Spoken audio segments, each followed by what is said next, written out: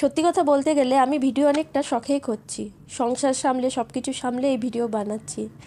তবে একটা ভিডিও বানাতে গেলে কিন্তু অনেকটা পরিশ্রম লাগে, আর যারা এই ভিডিও বানায় তারা অবশ্যই জানেন, আর তারাও আমার সাথে একমত হবেন। নমস্কার বন্ধুরা, আমি শ্রাবণী নতুন একটা ভিডিও নিয়ে চলে এসেছি। আর এটা গত সপ্তাহের একটা ভিডিও। তো সন্ধেবেলায় বেরিয়ে পড়েছিলাম, অনেক কিছু কেনার ছিল সেই জন্য।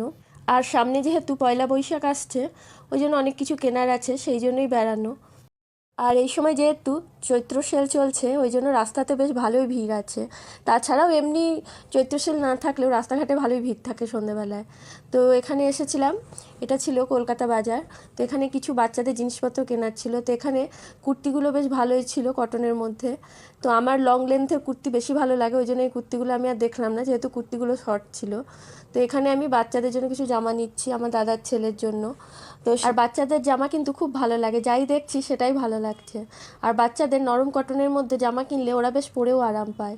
আর তার সঙ্গে আমার ছেলেরও কিছু জামা কেনার ছিল।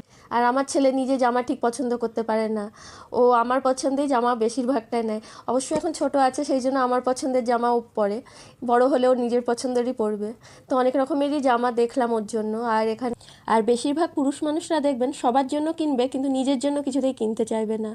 আমার বড় হলো সেই টাইপের।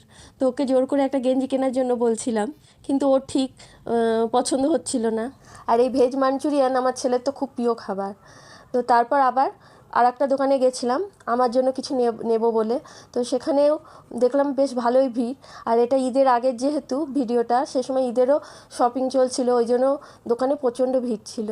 তো এখানে অনেক রকমের কুর্তি ছিল। তো আমি কিছু কুর্তি বেশ দেখছিলাম। আর লং লেন্থের কুর্তি ছাড়া আমার খুব একটা কুর্তি পরতে খুব একটা ভালো লাগে না।